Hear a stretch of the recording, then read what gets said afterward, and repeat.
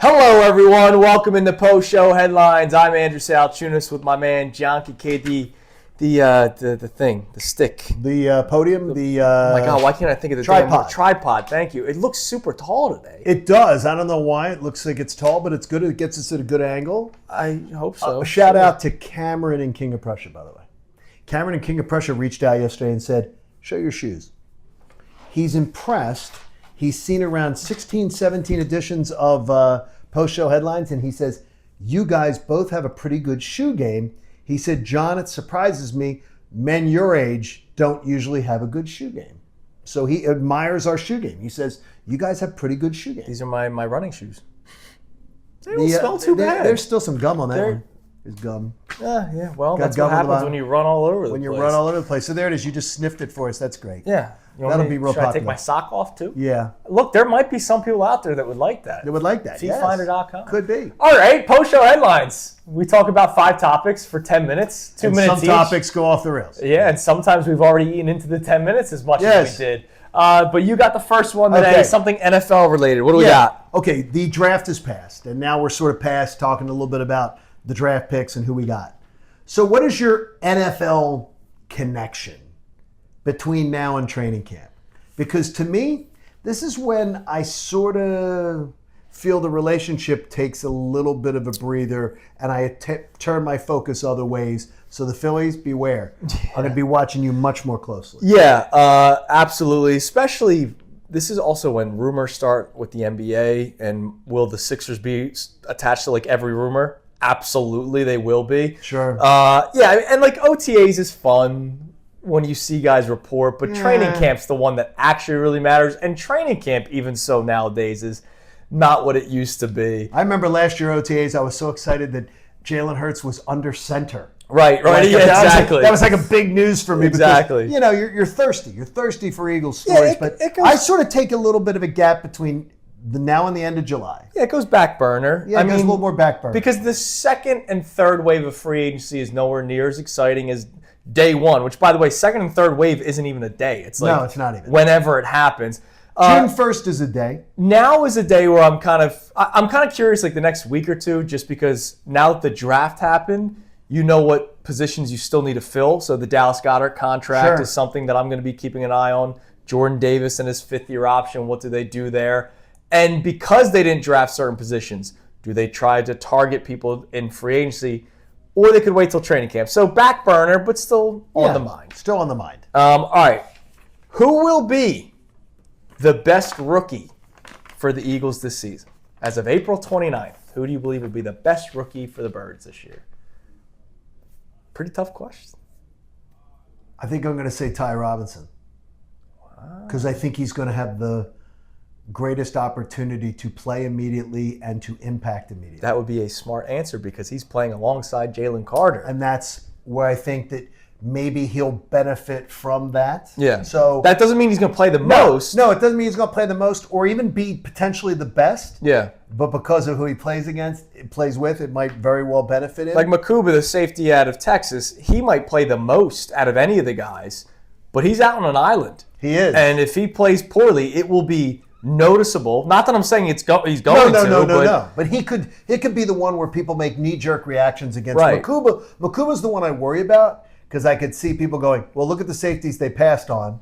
Yeah. And this guy's getting smoked. Yeah. Because there's going to be a learning curve. Yeah, Ty Robinson's going to have to play like maybe 30% of the snaps. That's just a total guess, right? Right. And he can just go balls to the wall during those 30% of the snaps. Maybe he gets 3 sacks. Right. And people just go, oh my gosh, the kid's coming through. Right. And ultimately, as long as he's not terrible. Yeah. And ultimately the credit goes to Jalen Carter because he's the one that's eating up double and triple teams. And that's why Milton Williams, even though Milton Williams did his part, it's the reason why he got $100 million. Sure. All right.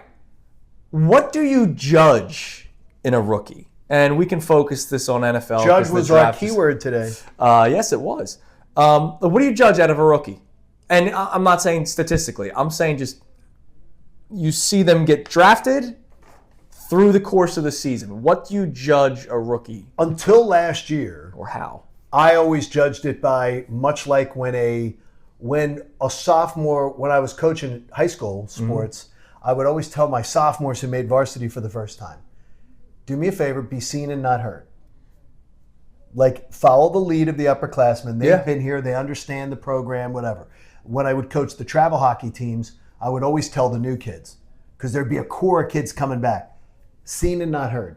Come in, get comfortable. Don't be the center of attention. Don't be the loudest mouth. Much like Shedeur Sanders. Right. Yeah, very similar. So that's what I would always think for a rookie. Don't stand out for the wrong reasons. Just stand out because your head's down, you're working, and you're Well, fitting hold in. on. Let me ask you something. That's easy for the Super Bowl champion Philadelphia Eagles. What if you're Tennessee and Cam Ward, you're the number 1 overall pick. You're now supposed to be the guy that's going to take the franchise from out of the dirt because you're the quarterback. He talks to the media, what, twice a week? Well, post-game and midweek? I think the thing is, though, I think it's hard. We saw it with Jaden Daniels last year. He did a great job. He did. We saw it with C.J. Stroud the year before, and then there was the decline. But I think it's hard for a rookie to be the team leader. Gotcha. They need guys like Zach Ertz there to be sort of the spokesman for the offense and everything like that. So I sort of need him to just go about his business and don't stand out for the wrong reason. Okay, and is that for all sports for you, or is that mainly NFL? Yes. In the NBA, NBA is different because NBA, you could literally be the guy. you could be the guy. You could come in You and could be the center of rookie, attention. and the ball's in your hand for the majority And I of the think game. in the NBA, I think teams would almost want that. Yeah, like some teams might bring. I still remember, this is just deep in the brain of the process, when the Sixers got Joel Embiid, and there was maybe some of the maturity questions. Before Elton Brand came back, they brought back Carl Landry. Oh, yeah. And Carl Landry was supposed to be like sort of that veteran presence with Embiid. Didn't work out. Luke Mbahamute. Remember, Very he was good. the one that actually discovered Joel Embiid. So they had him around as well. Like that kind of stuff in the NBA goes. Sure. You might have the vet that isn't the center of the attention, but he's there to help guide the young rookie. It's a good one. Okay. That's a good one. You have a It's there. social media. You want to go? No, I'll let you pick. I'm going to You go wanna there. I'm going to Philly go or social I'm going to media? go the Philly one. Okay. The Eagles and their team and everybody went to the White House yesterday. Correct. Amy and I were talking on the show today about it. I just did the White House tour for the second time. So if you haven't done it, you should do it. Just go to your local congressman. They can get you in there and sign up for the tour. When did you last celebrate, as you and your wife, Philadelphia and all its history? Like people doing the White House tour, a lot of people don't spend time at our great historical sites that are right downtown. And I love history. I love it. Yeah. And so I ask you, when was the last time that you and Christy said, you know what?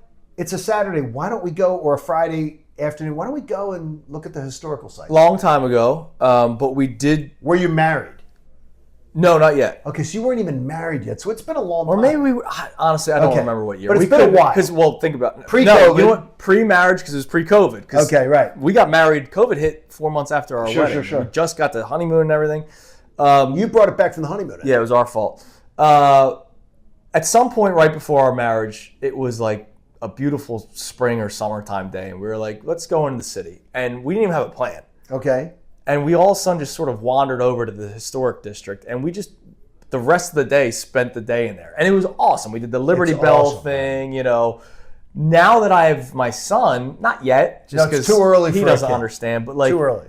when he's 5 or 6, like I would love to take him to the historical district I'd say a because little older. it is amazing. I'd go a little older. Yeah, but they have such interactive stuff for kids nowadays too. They do. I I don't need him to write me a book report on the Liberty Bell. I just want him to be able to see and be like, "Hey, buddy, this thing's That's what we used to make. 400 Liv years do, old or and 500 years old." She turned out fine. We used to make her write those reports, but no, it was. I get it. Is that I would just say to people, we have great history here, and I'm always floored at the amount of people that grew up in Delco like I did, or people that I've talked to people in Chester County that have never done it. Yeah, that's the weird thing. Like, That's crazy to me. the fact that you've never done it is kind of amazing to me. But there's people that just don't make their way over to the city. John, there was a day where I was on the air, and I get it, Ray Dunn is 5 years younger than me. Right. And it blew my mind when Ray said he'd never been to Veterans Stadium. See, that's crazy. And so the rest of the show, it wasn't our main topic, but it was like, hey, if you've never been to the vet, can you tell me your age? There were people my age that were never at the vet. See, that's crazy to me. And, but there were. and they grew up in the area. All right. So I imagine if you never went to the vet, I imagine you didn't go to the historic district. Like I think the historic district was great. We used to do them for field trips and everything. Yep, absolutely. All right, last question. Oh, by the way, I have been to somewhere historic Where? Numerous times. Where? McGillen's. Oldest really? ale house. McGillen's Come is on, fantastic. man. Of course I do history stuff. Okay, well, tomorrow is April 30th. So we know what's coming tomorrow. Oh, yeah. The Justin Timberlake. It's gonna be May. That's one thing about social media. One of those type of events that I really think has been overplayed, overdone, and I really don't need it anymore. Can you give me another? 3 days later. Okay, go on. May the 4th be with you. Oh, wow, that's a great one. Literally 3 days later. The first 7 days of May suck in terms of social media. I have a few. I was this many days old when I found out. Yeah. Like, you don't need to type that. You don't need to type that one out. Is there anything else that you see when you go, oh, I was this many days old? How about happy first day of baseball to all those who celebrate? You complain about that on opening day. I do. Oh, it's over and over. You know what bothers me? So What we know about the aggregators and sports, but there's also like just people that copy paste tweets because they're getting the paycheck because they paid for the blue check mark. Right. So there are like 5 or 6 big accounts that just recycle old tweets, and people have been catching on to them. And yet, even if you don't follow them, if you're on the For You tab, even though I don't give a damn, sometimes it pops up. So the recycling of old tweets, like I know I've read the same tweet 100 times before. The sports people that aren't associated with anything that are saying I'm hearing sources. I said to you yesterday, I sent Andrew a text, said, who the hell is this name? There's a guy who, and he even had the Fanatic on his bio, and I said, who the hell is it? And he was like, I don't know who this guy is. And it's like, formerly of the Fanatic. used to be. And I'm like, but was he on air? Was he a host? Right. Was he like? And people are like, yeah, well, I'm hearing According to this person, where the hell are you hearing that? Yeah, like, look. Where'd you hear it? At the gym? And we're still far away from. It's incredible. I remember I told you before the news broke about the Sixer Stadium not happening, but I wasn't about to start making phone calls and is this true? Is this not true? I didn't put out a tweet. I only put out a tweet going, I have also heard this when a person that would actually be in the know put it out there. I have heard when people like and subscribe, they really enjoy it. Yes. So please do that. And there's tons of material all day long for the Fanatic. We'll be back at it tomorrow. We're not going to do post-show headlines on Friday. Thursday is the listeners edition. Yes, so make sure you're listening Thursday as well. Thanks, everybody. We'll be back at it tomorrow on the air and post-show headlines. See you later. See you.